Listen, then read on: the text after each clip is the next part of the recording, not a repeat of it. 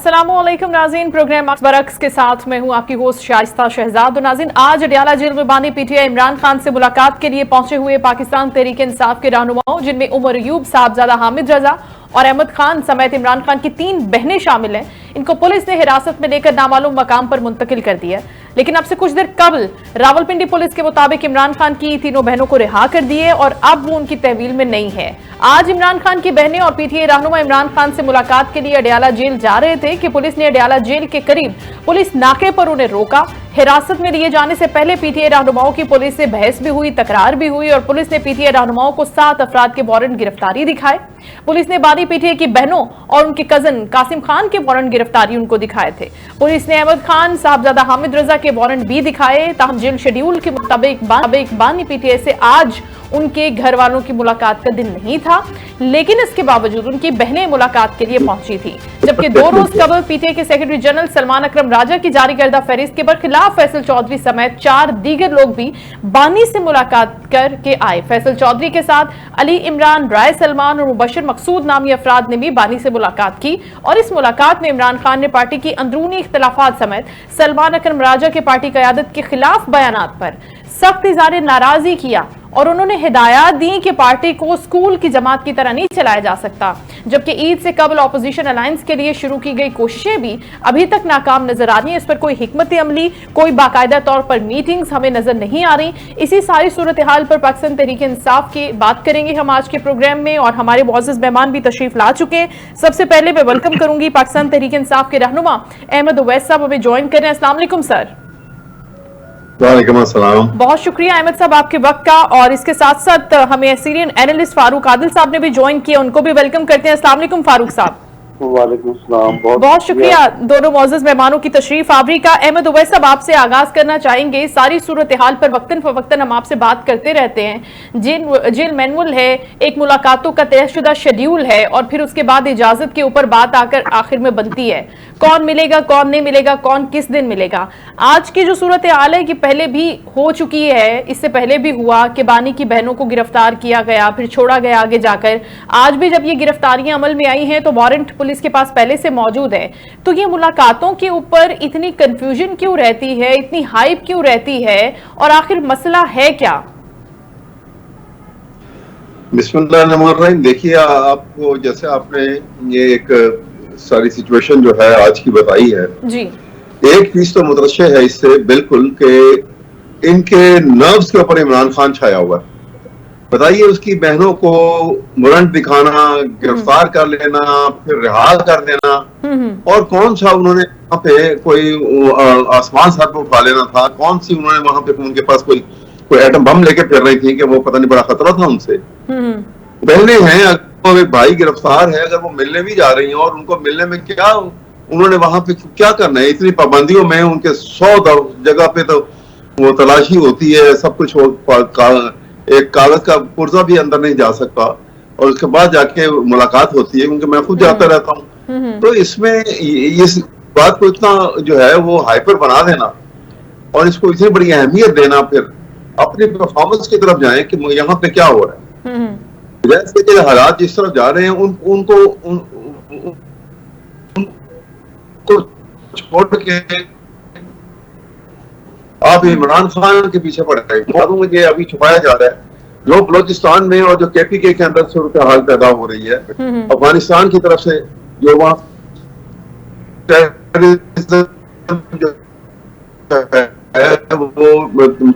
और इंडिया और अफगानिस्तान का गठजोड़ जो है और वहां जो का असला जो है वो पाकिस्तान के खिलाफ इस्तेमाल हो रहा है। ये खतरनाक सूरत हाल को निपटने के लिए कोई हिकमत अमली बनानी चाहिए, उस तरफ कोई सोचता नहीं है। और इन छोटी छोटी बातों के ऊपर ये इतना इन्होंने एक मुसीबत डाली हुई है और जैसे पता नहीं वो क्या लेके फिर रहे हैं वो लोग, के उनको गिरफ्तार हो रहे हैं, छोड़ा जा रहा है। आप बताइए कि ये आप अंदाजा लगाइए कि अदालतों को किस काम के लिए इस्तेमाल किया जा रहा है। कभी वारंट भी ऐसे इशू हुए कि वारंट इशू हुए और फिर उसी दिन छोड़ और तो थोड़ी देर के बाद छोड़ भी दिया उनको जी। कभी इसका मतलब यह है कि अदालतें जो हैं उनकी कोई हैसियत खत्म हो गई है। Executive has become so powerful. जब हुकूमत को आप इतनी ताकतवर बना देंगे तो फिर निजाम अदल तो का फुकदान हो जाएगा और कोई निजाम दुनिया का नहीं चल सकता जहां पे निजाम अदल जो है वो कमजोर पड़ जाए।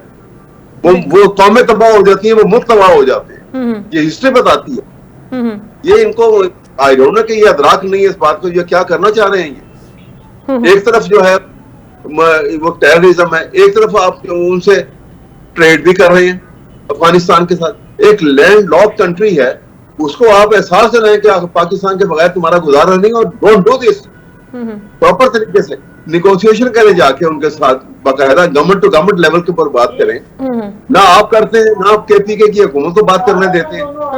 इसका मतलब है कि आप इस बात को हवा देना चाह रहे हैं कि और बढ़े, और उसके बाद फौजों की मूवमेंट हो, और फिर एक तमाशा बनाया जाए एक अजीब अंदाज का।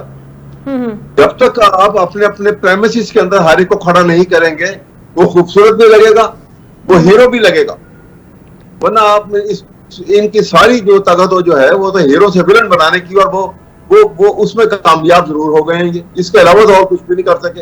अच्छा, इस पर कारकर्दगी पर, गवर्नेंस पर भी हम अहमद साहब बात करते हैं, लेकिन क्योंकि जिक्र ये हो रहा है और सारी हेडलाइंस और टीवी चैनल्स और सोशल मीडिया भरा पड़ा होता है कि आज तो दिन भी नहीं था मुलाकात का, फिर भी मुलाकात करने के लिए पहुंचे हैं, तो इस बात को फिर हाईलाइट उस तरह से कर लिया जाता है, उस पर बात भी कर ली जाती है। फारूक आदिल साहब, आपसे भी यही सवाल है कि तहरीक इंसाफ में इस वक्त क्या चल रहा है? एक तो सर हम बात करते हैं कि डिफरेंसेस बड़े मौजूद हैं, तकसीम चल रही है अंदर मरकजी क़यादत के अंदर भी, लेकिन खान साहब से मुलाकातों को लेकर भी फारूक आदिल साहब आप जानते होंगे कि एक अलग किस्म की जंग रहती है विद इन द पार्टी। जी शाइस्ता, आप बिल्कुल दुरुस्त कह रही हैं। अब अहमद अवैस साहब बुजुर्ग हैं, सीनियर लॉयर हैं और पार्टी के एक बेलौस कारकुन और रहनुमा हैं, उनके बाद मेरी बात करना मुनासिब नहीं है। लेकिन ये बात बिल्कुल दुरुस्त है कि ये जो कुछ भी वो जो है ना, एक मिसरा के शाह नाजिर पे जो आशियाना बनेगा ना पायदार होगा। तो जब ये पीटीआई बनी तो उस वक्त तासुर ये था कि ये वो वाहिद जमात है पाकिस्तान तहरीक इंसाफ जो इंटरनल इलेक्शन करा के एक मजबूत और हकीकी सियासी जमात के तौर पे उभरेगी। बिल्कुल। लेकिन अगले ही सानिये में ये हुआ कि वो जो भी इलेक्शन हुए वो करप्शन का शिकार हो गए, और उसके बारे में जस्टिस वजीरुद्दीन अहमद साहब और जो दूसरे हमारे थे नूरानी साहब, उनकी रिपोर्ट्स मौजूद हैं। तो इसका मतलब क्या था? इसका मतलब ये था कि इसे इस जमात को पार्टी और एक हकीकी सियासी जमात में बदलना मकसूद नहीं था। मकसूद ये था कि एक शख्स के गिर्द सारी जमात या जो भी फॉलोअर्स हैं वो घूमते रहे। अब ये जो कुछ हो रहा है, एक दूसरे से बढ़ के एक दूसरे को कंधा मार के पीछे करने की अमल, ये दरअसल ये वही उसी पार्टी न बनाने का अमल है जिसके नतीजे में ये हो रहा है। रह गई ये बात कि मुलाकात का दिन नहीं है, वहां पहुंच गए और वहां हंगामा किया जा रहा है, तो ये इस सियासी जमात का तर्ज अमल है। वरना पाकिस्तान पीपल्स पार्टी हो जिसके बानी को फांसी दे दी गई, पाकिस्तान मुस्लिम लीग नून हो जिसके सरबराह को जलावतन कर दिया गया जी। हाँ, जमात इस्लामी मौलाना मौदूदी जिन्हें सजाए मौत सुना दी गई। इसके अलावा ANP और बलोचिस्तान के लीडर, किसी सियासी जमात की तरफ से ये तर्ज अमल मौजूद नहीं है।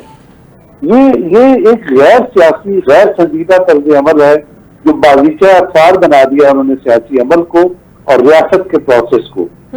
इसका नुकसान यकीनन जमहूरियत को भी हो रहा है, आइन को भी हो रहा है, पाकिस्तान को भी हो रहा है, लेकिन मैं ये समझता हूँ कि सबसे ज्यादा पाकिस्तान तहरीक इंसाफ को हो रहा है। किन मानों में? इन मानों में कि पाकिस्तान तहरीक इंसाफ का कारकुन जो है वो बलूगत की तरफ जा ही नहीं रहा।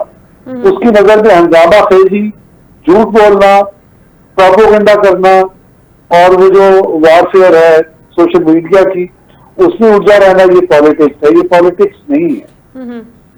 आपको मालूम होगा अहमद अवैस साहब तो बहुत ही जहांदीरा और पढ़े लिखे बुजुर्ग हैं। एक मीडिया मैलिस थ्योरी है 1967 में वजूद में आई। वो क्या है?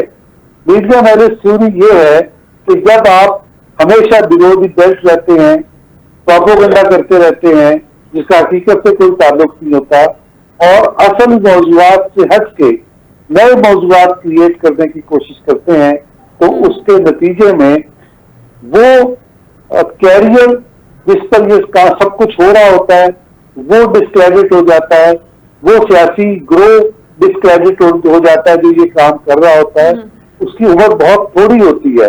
इस वजह से मैं ये गुजारिश कर रहा हूँ कि ये जो कुछ भी हो रहा है, प्रोपेगेंडा टैक्टिक हैं, ये सारे इन दी एंड पाकिस्तान तहरीक-ए-इंसाफ के खिलाफ जाएंगे।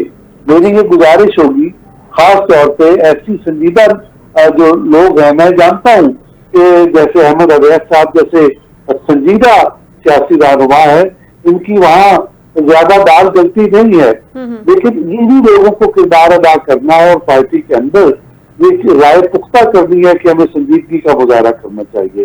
ये जो लौंडियारपन हर वक्त होता रहता है ऊपर से लेके नीचे तक, ये इसको पार्टी को नुकसान पहुंचा रहा है ये, और पार्टी को अगर नुकसान पहुंचता है इस एतबार से और पार्टी पाकिस्तान तहरीक-ए-इंसाफ डिस्क्रेडिट हो जाती है तो पीटीआई का तो नुकसान है ही, इमरान खान का भी नुकसान है। अच्छा। लेकिन उन लोगों का भी नुकसान है जो इसके साथ खुद को वाबस्ता करते हैं। अच्छा फारूक साहब, हम देख लेते हैं अहमद अवैस साहब से, आपकी इसी गुफ्तगू पर अहमद अवैस साहब से सवाल करके देख लेते हैं कि वो कितने मुत्तफिक हैं कि अगर इस तरह के अटेंशन सीकिंग के टैक्टिक्स यूज किए जाते हैं, प्रोपेगेंडा ब्लेम गेम की जाती है, तो फिर उससे फायदा होता है, हाईलाइट रहते हैं, खबरों में रहते हैं, या फिर नुकसान होता है on a longer run? Ahmed Awais साहब, एक तो ये खबर कि अंसार अब्बासी साहब की खबर के मुताबिक 2 रोज कबल भी मुलाकात में मुख्तलिफ खबरें सामने आई है खान साहब से, और उन्होंने एक मरतबा फिर ये कहा है कि फौज से मुज़ाकरात पर गुफ्तगू कर लें, इस बात को आगे बढ़ा लें। अच्छी बात है अगर ऐसा होता है तो। पहले तो तरदीद की जा रही थी, लेकिन क्या बैकडोर ये बातें हो भी रही हैं विद इन दी पार्टी, और ऐसे कोई टास्क भी दिए गए रहनुमाओं को? अहमद साहब देखिए, मेरा नहीं ख्याल कि कोई बातचीत हो रही है, लेकिन मेरा कि ये अब इमरान खान से मंसूब ये बयान है, इसलिए जब तक बात ये होती है कि इसीलिए कानून में हियर से एविडेंस की कोई अहमियत नहीं रखी कि डायरेक्ट वो बात जिसके मुंह से निकली है वो बात सामने आए एग्जैक्टली, ना कि वो कोई दूसरा वो उन अल्फाज को इस्तेमाल करके फलाने की बात की है। दोनों की बातों में बहुत बड़ा फर्क है। मेरा नहीं ख्याल कि अब इस्टेब्लिशमेंट से कोई बातचीत के मतलब इमरान खान उन्होंने कोई और हदायत दी है अलग से या कुछ किया है, क्योंकि फजलुर रहमान साहब की पार्टी के साथ भी जब इनका आपस में बातचीत हो रही है तो वहां पे खासतौर पे कैटेगोरिकली इन्होंने उनको भी ये कहा कि जी हम आप किसी एस्टेब्लिशमेंट से कोई बात गुफ्तगू जो है नहीं कर रहे हैं। लेकिन बात यह है अभी जिससे यहाँ पे बात हो रही है जी, बात यह है इससे पहले एक एस्टेब्लिशमेंट की ताकत के बलबूते को सामने रख लीजिए या ताकत की वजह से हमारी हुकूमतें पास में जो भी बनती रही उसमें 19-20 का फर्क निकाल लीजिए कि किसी में एस्टेब्लिशमेंट का हाथ कितने परसेंट था, किसी में कितना परसेंट था, लेकिन वो एस्टेब्लिशमेंट की बगैर इमा के या माशाअल्लाह खुद डायरेक्ट नाफिज हो गया या सिविल हुकूमतें बनी हैं तो वो बिल्कुल उन्हीं के लैकी बन के उन्हीं के डायरेक्शन के मुताबिक मोरलेस चलती रही और मिली जुली से, और जहां पे वो जरा से उन्होंने डेविएशन किया तो उनकी हुकूमत को वक्त से पहले फारिग कर दिया गया, दूसरी हुकूमत आ गई। अच्छा, ये सिलसिला खत्म होना चाहिए। मैं नॉट दैट कि मैं किसी नफरत की बुनियाद पे या किसी प्रेजुडिस होने की बुनियाद पे ये बात कर रहा हूँ, मैं एज ए नेशनलिस्ट ही आपसे ये बात कर रहा हूँ, बिल्कुल एब्सोल्युटली कि समझ लीजिए कि मेरा किसी पार्टी से ताल्लुक नहीं, और एज नेशनलिस्ट कि जब तक आइन को हम उसके तकद्दुस को उसी तरह से बहाल करके नहीं रखेंगे, और आइन एक ऐसा डॉक्यूमेंट है जो किसी एक हुकूमत के लिए नहीं बनता, बिल्कुल किसी एक शख्स के लिए नहीं बनता और ना बनाना चाहिए। ये तो जनरेशन आफ्टर जनरेशन जो है वो कायम रहता है ये डॉक्यूमेंट, और हुकूमतें उसके मुताबिक चलती हैं। अब इसके मुताबिक तो देखिए कहते हैं कि पार्लिमानी जब निजाम हुकूमत है तो प्राइम मिनिस्टर की डिस्पोजल पे स्ट्रॉन्ग स्टेट मशीनरी जो है फिर डिस्पोजल पे होती है जी। अब वो स्टेट मशीनरी के अंदर तो आपको पता है कि सब आ जाते हैं, ये सारे लिम ऑफ द गवर्नमेंट हैं। आप आर्म फोर्सेस का चीफ आर्मी स्टाफ हो या कोई जर्नल हो या किसी भी कैपेसिटी में कोई हो, उसको किसी भी एतबार से आप ये नहीं कह सकते हैं कि वो आइन से मावरा है और आइन की बंदिशों से बाहर है। बिल्कुल दुरुस्त, हो नहीं सकता, निजाम खराब हो जाएगा। He has to within its own domain and subservient to the constitution and law. ये एक निज़ाम है जो खराब हो चुका है। हमें सबको मिलकर, मेरे ख्याल में अगर ये तदब्बुर जो है आहिस्ता आहिस्ता ये सोच डेवलप हो सारे सियासतदान में जो मैच्योर हो चुके हैं और चाहते हैं कि पाकिस्तान में बका और सालमियत जो है उसकी किस तरीके से रखनी है। देखिए ये टाइम भी हमें नजर आ जाता है कि इकोनॉमी जी अच्छी हो गई जी,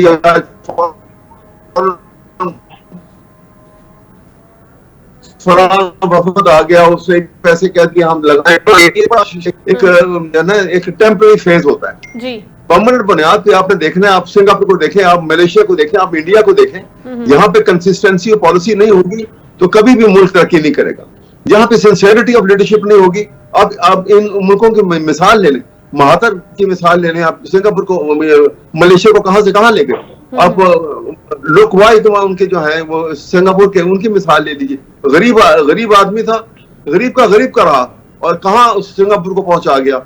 महातर साहब को देख लीजिए, कहां से कहां उठा के ले गए, आज तक कोई 100 साल के हो रहे हैं, किसी ने उंगली नहीं उठाई कि वो करप्ट है, ये करप्शन का कुछ किया। इंडिया की लीडरशिप आप देख लीजिए, पाकिस्तान के अंदर अनफॉर्चुनेटली, जिसको मैं किसी तो ये वजह से नहीं बात कर रहा, लेकिन अनफॉर्चुनेटली जैसे भी लीडरशिप यहाँ बन के आती है, हुकूमत संभालती है और एक दो हुकूमतों के बाद वो सबसे अमीर तरीन फैमिली बन जाती है और मुल्क और गरीब हो जाता है। और करप्शन के बेतहाशा केसेस उनके ऊपर निकल जाते हैं। बिल्कुल ठीक कह रहे हैं अहमद साहब। फारूक साहब से भी यही सवाल है जो मैंने अभी अहमद साहब से किया था कि अगर हम देख रहे हैं कि खबर है, जाहिर एक सहाफ़ी की ऑथेंटिक खबर है, उसकी वेरिफिकेशन तो पाकिस्तान तहरीक इंसाफ के रहनुमाई फारूक साहब कर सकते हैं ज़्यादा बेहतर तरीके से, लेकिन अगर ऐसी हिदायत हैं और इस्टेब्लिशमेंट इमरान खान की इस गुफ्तगू पर गौर भी कर सकती है क्या कि वो आगे चलकर खान साहब से बातचीत करें और जो भी उनके दरमियान चीज़ें हैं उन पर बात हो जाए, डिस्कशन हो जाए और एक वे आउट निकल आए। क्योंकि अभी तक तो हम यही देख रहे हैं कि जो ओपन लेटर्स भी खान साहब ने लिखे थे उनके ऊपर कोई जवाब आया नहीं था दूसरी जानिब से। लेकिन फारूक साहब क्या आप ये देख रहे हैं आगे आने वाले वक्त में कि हो सकता है एक पॉइंट, एक जगह, एक बात ऐसी हो जाए, एक वक्त ऐसा आ जाए कि ये बात बन जाए और ये बात आगे बढ़ जाए? शायद कल क्या होगा क्या मालूम, अल्लाह ताला बेहतर जानते हैं। और फिलहाल तो नजर ये आ रहा है कि दरवाजा जरूर खटखटाया जा रहा है, लेकिन दरवाजे की दूसरी तरफ जो लोग हैं या नहीं हैं वो ये आवाज सुन नहीं रहे या सुनना नहीं चाहते। अच्छा। तो ऐसी बात नहीं है, लेकिन अभी जो कुछ फरमाया गया मैं असूली तौर पर उससे मुत्तफिक हूँ और उसकी तायीद करता हूँ। और मैं ये कहता हूँ कि ये बात जब कही गई कि आइन के मुताबिक अवाम के मुंतखब नुमाइंदों की हुकूमत बननी चाहिए और कोई मुदाखलत नहीं होनी चाहिए, जब हम ये बात कहते हैं तो इसका मतलब ये है कि हम ये तस्लीम करते हैं कि 2018 के इंतखाबात जायज नहीं थे, क्योंकि मुदाखलत पोलिंग स्टेशन नहीं पोलिंग बूथ के अंदर भी मौजूद थी। और उसके बाद जो अमल हुआ वो हमारे सामने है और ये सिलसिला अब चल निकला है। ये सिलसिला नहीं चलना चाहिए, इससे कोई फायदा नहीं होगा। अब जितने सारे बेनिफिशरीज हो गए बारी बारी जिन्होंने अपने फायदे ले लिए, अब आखिर में आके सब ये कह दे कि अब हमें नहीं इस ट्रैक पे चलना, ट्रैक पर लाने वाले वही लोग हैं और आखिर में फारूक साहब ये कह दे कि नहीं हमें फायदा नहीं चाहिए आपसे। अच्छा, ये बात ठीक है आपकी, लेकिन चलिए जो माजी में जिसने फायदा उठा भी लिया हो, अगर वो भी ये बात कह दे तो हमें उसको वेलकम करना चाहिए। अच्छा, इसके बाद हमें समझ में आना चाहिए कि रास्ता कहाँ से निकलेगा। इसका रास्ता वहां से निकलेगा जिसका जिक्र बेनजीर भुट्टो साहिबा बेनजीर भुट्टो शहीद ने किया था, न्यू सोशल कॉन्ट्रैक्ट की सूरत में, या मियां नवाज शरीफ ने ट्रुथ एंड रिकंसिलिएशन की सूरत में किया था। तो ये कैसे होगा? ये ऐसे होगा कि सबसे पहले पाकिस्तान की तमाम सियासी कुव्वतों को, सियासी कुव्वतें कह रहा हूँ क्योंकि अगला लफ्ज जो है उससे कोई गलतफहमी पैदा हो सकती है। पाकिस्तान की तमाम सियासी कुव्वतों को एक पेज पे आना पड़ेगा और एक पेज पर बैठकर फिर सियासी कुव्वतें कह रहा हूँ, दरवाजा अभी कोई और खटखटाया जा रहा है और जो दरवाजा खटखटाया जा रहा है उसका मतलब ये है कि हम अब भी मुदाखलत चाहते हैं, हम अब भी फेयर कॉन्स्टिट्यूशनल प्रोसेस के हक में नहीं है। अच्छा। इसका मतलब ये है कि अहमद अवैस साहब जो बात कह रहे हैं वो अपनी पार्टी लाइन के खिलाफ बात कह रहे हैं। अच्छा, पार्टी लाइन के खिलाफ बात करें अहमद अवैस साहब के जो दरवाजा खटखटाया जा रहा है उस पर तो अभी भी इख्तलाफात है ना विद इन दी पार्टी भी। अब मसला ये कि पार्टी के अंदर भी दो आरा मौजूद है, एक कह रहे हैं कि नहीं जी ठीक है अवाम के जरिए हुकूमत में आना है जो खान साहब की अप्रोच है, लेकिन दूसरी तरफ खान साहब कैसे कह रहे हैं कि बात कर ले महमूद खान अचकजई से भी, मौलाना साहब से भी, इन सब से बात करें। नहीं, ऐसी बात नहीं। देखिए मैं आपको बताऊं, अगर वो दरवाजा खटखटाने वाली बात होती ना तो इमरान खान आज 2 साल से जेल में ना होते। ये देखो, ये मैं आपको बताऊं, इनका जो एस्टेब्लिशमेंट का जो एक निजाम जो इनका तरीकेकार होता है ना, ये अपने अच्छे जराए और बड़े मुस्तनद तरीके के साथ ये खुद सर्वे करते हैं, और वो सर्वे जो है वो हकीकत के बहुत नजदीक होता है।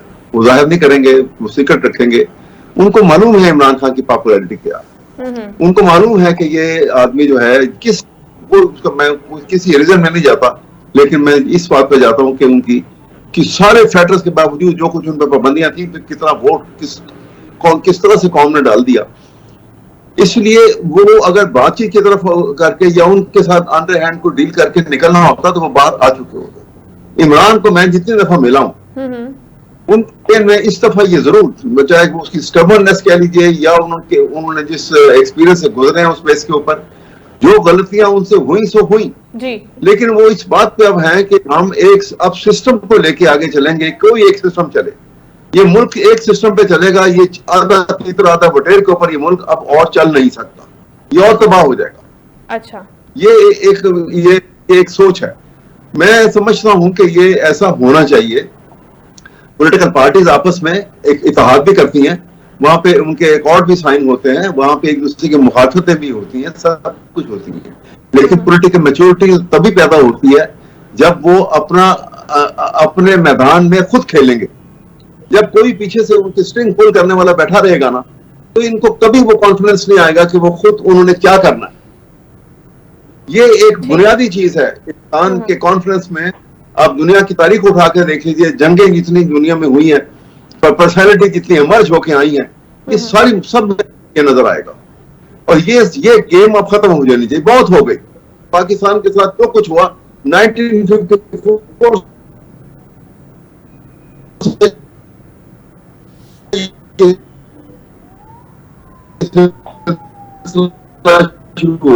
आप अगर हिस्ट्री उठा के देखें पाकिस्तान, नाज़िमुद्दीन की हुकूमत को फायर किया और मोहम्मद अली बोगरा जो कि डिप्लोमेट थे, एक एम्बेसडर थे अमेरिका में, उनको कहा गया कि तुम पाकिस्तान जाओ और जाके प्राइम मिनिस्टर पाकिस्तान को ले लो कराची में। उन्होंने उसमें सर्विंग कमांडर जो है अयूब खान। अच्छा, ठीक है अहमद साहब, आपकी बात पहुंच गई है। अच्छा फारूक साहब, ये जो सवाल अभी मैंने अहमद साहब से भी किया था कि एक तरफ तो ग्रैंड अलायंस की बातें हो रही है ना, जिसमें इस बात पर कायल करने की कोशिश की जा रही है अपोजिशन जमातों को पाकिस्तान तहरीक इंसाफ की जानिब से कि हम अवाम की पावर से ही आगे आएंगे, अवामी वोट से ही आगे आएंगे, अवामी नुमाइंदे बनकर ही आगे आएंगे और आपके साथ इसी प्लेटफॉर्म पर इसी वजह से खड़े हैं। और दूसरी जानिब अगर ये बातें भी सामने आ रही हैं कि इजाज़त दी जा रही है, बात करने की बात की जा रही है कि ठीक है एस्टैब्लिशमेंट से राब्ते भी उस्तवार कर लें, उनसे बातचीत भी करें, हो सकता है कि कन्विंस हो जाएं, तो फिर दूसरी जानिब जो ग्रैंड लाइंस बन रहा है जिसने आगे चलकर कोई ना कोई इसका हल निकलना है, कहा जा रहा है कि ये बहुत बड़ी तहरीक है, ये मूवमेंट है और यहाँ से रिजल्ट्स निकलेंगे, तो उनको कैसे कायल करेंगे मौलाना साहब को, महमूद खान साहब को कि देखें हम उधर बात नहीं करें, क्योंकि उनकी जो राय है या जो वो चाहते हैं वो यही चाहते हैं कि इस्टेब्लिशमेंट से बात नहीं हो। और दूसरी तरफ हम देख रहे हैं कि पाकिस्तान तहरीक इंसाफ से वक्तन फवक्तन ये खबरें उठती रहती हैं कि अब इस्टेब्लिशमेंट से बात होगी, अब टास्क दे दिया गया, अब रहनुमाओं को ये कह दिया गया, तो दो चीजें सर एक साथ फारूक साहब कैसे चल सकती हैं? शायद यही तो बात है। और जो जमीयत उलमाए इस्लाम है उनकी तरफ से इस पे तशवीश का इजहार किया गया है और उनसे वजाहत मांगी गई है कि ये क्या हो रहा है एस्टेब्लिशमेंट के बाद। अगर ये बात है तो हमारा आपका कोई लेना देना नहीं है, ये जमीयत उलमाए इस्लाम की तरफ से कह दिया गया है। मैंने आपसे यही तो गुजारिश की।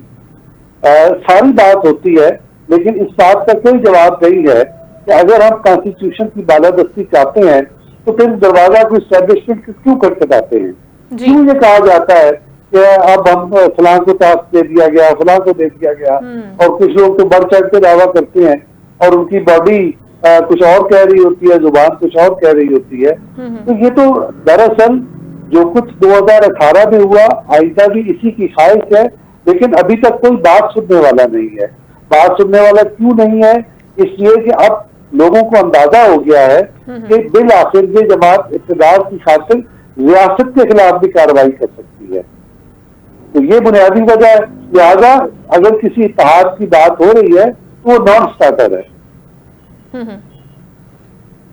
बिल्कुल ठीक है। फारूक आदिल साहब, बहुत शुक्रिया आपके वक्त का। अहमद उवैस साहब हमसे गुफ्तगू कर रहे थे, पाकिस्तान तहरीक इंसाफ के सीनियर रहनुमा, और आज हम उनसे यही बात कर रहे थे कि पाकिस्तान तहरीक इंसाफ और आगे बढ़ती है और वो बात करती है ग्रैंड अलायंस के हवाले से, तो किस तरह वो कन्विंस करेगी दीगर तमाम जमातों को जो अपोजिशन में उनके साथ आगे बढ़कर चलेंगे और इस तहरीक में उनके साथ होंगे, तो उनको ये कैसे कन्विंस करेंगे जब बारहा ये खबरें और ये बातें सर्कुलेट और मीडिया पर सरफेस होती हैं कि इस्टेब्लिशमेंट से एक मरतबा फिर बात करने के लिए टास्क दे दिया है फलां रहनुमा को, फलां रहनुमा से बात हो गई है या फलां रहनुमा ने खुद उनको कायल करने की कोशिश की है। इसी सूरत हाल पर हम प्रोग्राम में आगे बढ़कर भी बात करेंगे, लेकिन प्रोग्राम में यहाँ वक्त ब्रेक का। Stay with us.